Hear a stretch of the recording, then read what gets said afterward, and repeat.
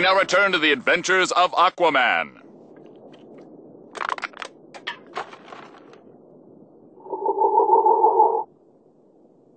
Yeah? Hey, can you grab me another beer? Aquaman एक ऐसा character है जो पिछले 40-50 साल से सिवाय जलील होने के और कुछ नहीं हो रहा। ये मैं मूवीज और टीवी शोज की बात कर रहा हूँ।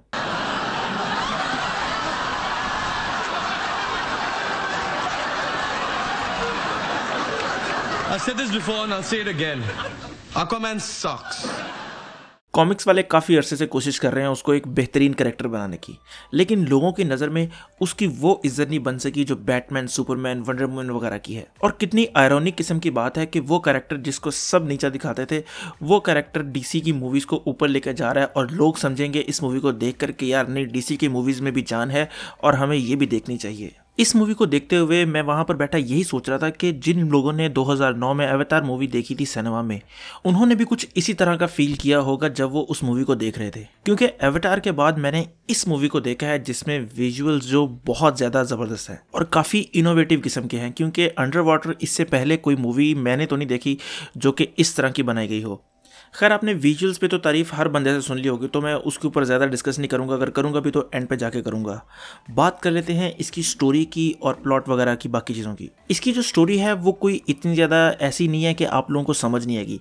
स्टोरी ऑलमोस्ट वही है जो Justice League Throne of Atlantis movie की है, जो एनिमेटेड है ना, उसकी है।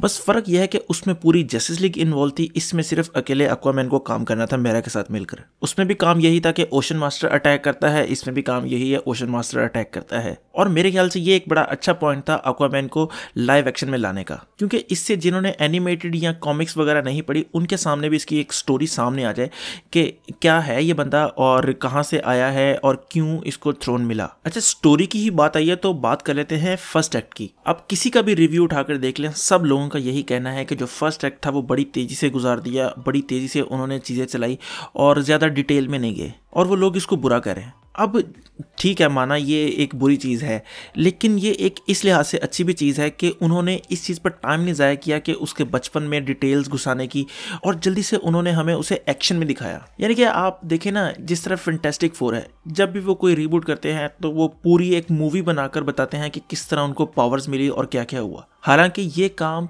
पहले 5-10 मिनट में भी हो सकता है कि उनको किस तरह पावर मिली, लेकिन वो एक पूरी मूवी बना देते हैं कि उसको किस तरह पावर मिली। इसी तरह सेम उन्होंने स्पाइडरमैन के साथ किया कि स्पाइडरमैन को जब रिबूट किया तो उन्होंने उसकी जो बेसिक स्टोरी थी उसको एक पूरी मूवी में बना दिया। यही चीज़ हर दफ़ा बैटमैन के साथ होती है कि जब भी उसकी मूवी बनती है उसकी पहले एक मूवी बनाते हैं जिसमें वो बताते हैं कि बैटमैन बना कैसे। तो मेरे ख्याल से उन्होंने इस चीज़ पर टाइम नहीं ज़ाया किया कि बताएं कि एक्वामैन बना किससे, यानी कि फर्स्ट एक्ट पूरा उसमें गुजार देते। उन्होंने पहले 20-25 मिनट लिए और वहीं पर कहानी खत्म कर दी, और उन 20-25 मिनट में उसकी कहानी बताते साथ उन्होंने 2-3 चीजें और भी की। तो ये मेरे ख्याल से एक इसका प्लस पॉइंट था फर्स्ट एक्ट का। और अगर आपने गौर किया हो तो एक्वामैन का कैरेक्टर थोड़ा सा जस्टिस लीग में डिफरेंट था और यहाँ पर डिफरेंट है।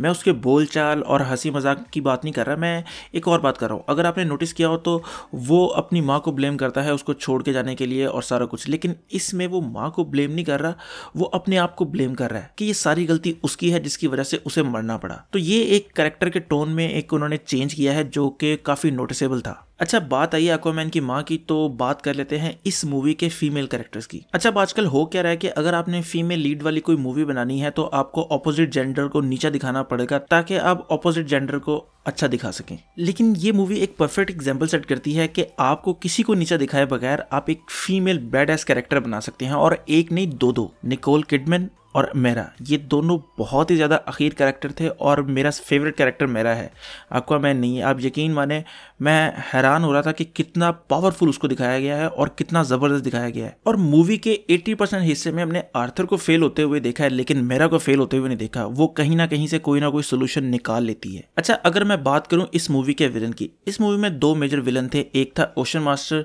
और दूसरा था ब्लैक मैंटा।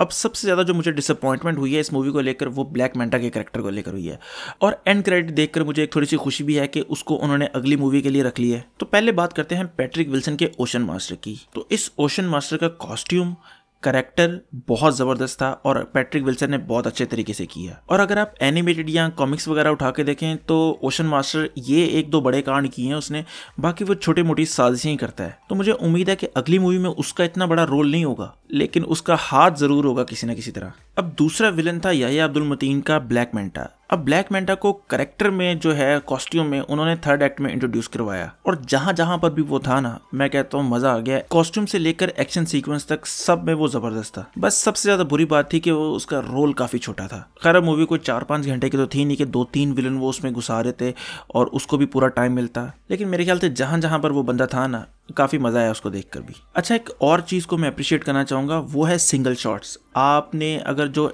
निकोल किडमन वाली पहली फाइट थी, जब उसके घर में वो आ जाते हैं एटलाना को पकड़ने के लिए, तो निकोल किडमन उनसे फाइट करती है, तो अगर आपने गौर किया तो वो एक सारा सिंगल शॉट में कवर किया गया है, जो कि करना काफी ज्यादा मुश्किल भी होता है और उसको देखने का बहुत ज्यादा मजा आता है। तो अगर आप में से कोई इस मूवी को दोबारा देखने जा रहा है तो इन सिंगल शॉट्स पर थोड़ा सा फोकस करें, आपको यकीनन देखकर मजा आएगा। एक तो हो गया निकोल किडमन वाला, बाकी जब ब्लैक मैंटा और आर्थर फाइट करते हैं तब भी कुछ सिंगल शॉट्स हैं, वो बहुत ज्यादा मजेदार हैं, तो आपको यकीन मजा आएगा उसका। एक और चीज जिससे मैं इस मूवी से थोड़ा सा डिसअपॉइंट हुआ हूँ, वो है इस मूवी का स्कोर। अब डीसी की सबसे ज्यादा खास बात यह है कि इसकी जितनी भी मूवीज है ना, उसके साउंड ट्रैक वो बहुत ज़्यादा ज़बरदस्त हैं। आप मैन ऑफ स्टील का उठाकर देख लें, वो भी कितना ज़बरदस्त था। उसके बाद आप बैटमैन वर्सेस सुपरमैन का ब्यूटीफुल है, वो बहुत ज़बरदस्त था। इसके बाद वंडर वुमन वाला तो बताने की ज़रूरत नहीं है, वो तो वैसे ही रोंगटे खड़े हो जाते हैं उसको सुनकर। और अगर आपको याद हो तो जब ट्रेलर आया था 5 मिनट वाला, उसके एंड पर एक साउंड ट्रैक था, मैं तो सोच रहा था कि वो होगा और वो बहुत ज़बरदस्त था, लेकिन वो मुझे पूरी मूवी में कहीं सुनाई नहीं दिया। या अगर मुझे सुनाई दिया, मैंने मिस कर दिया तो आप मुझे बता दें, लेकिन जितना मुझे याद पड़ता है मैंने वो कहीं नहीं सुना, क्योंकि वो बहुत ज़बरदस्त किस्म का स्कोर लग रहा था, लेकिन वो मुझे मूवी में मिला नहीं। तो मैं अपनी रेटिंग की बात करूं तो मैं इस मूवी को दूंगा 8.5 आउट ऑफ 10। और मैं आपसे यही कहूँगा कि अगर आपने ये मूवी नहीं देखी तो आप जाकर देखें, एक दफ़ा ये एक्सपीरियंस करें, क्योंकि अगर आपने ये मूवी अभी नहीं देखी और डिजिटल में आने का इंतज़ार किया और तो यकीन माने आप बहुत बड़ी चीज़ मिस कर रहे हैं सिनेमा में। तो अगर आप जा सकते हैं तो IMAX 3D में देखें, इसके अलावा ना देखें। और कोई कुछ भी कहता रहे किसी मूवी के बारे में, अगर आपको वो मूवी पसंद है तो बल्ले बल्ले, वरना दही बल्ले। तो उम्मीद है आपको ये रिव्यू ज़रूर पसंद आया होगा। तो अगर आपको ये वीडियो ज़रा सी भी पसंद आई है तो लाइक करें, कमेंट करें और सब्सक्राइब ज़रूर करें। तो खुश रहें, खुश रखें। अल्लाह हाफिज़।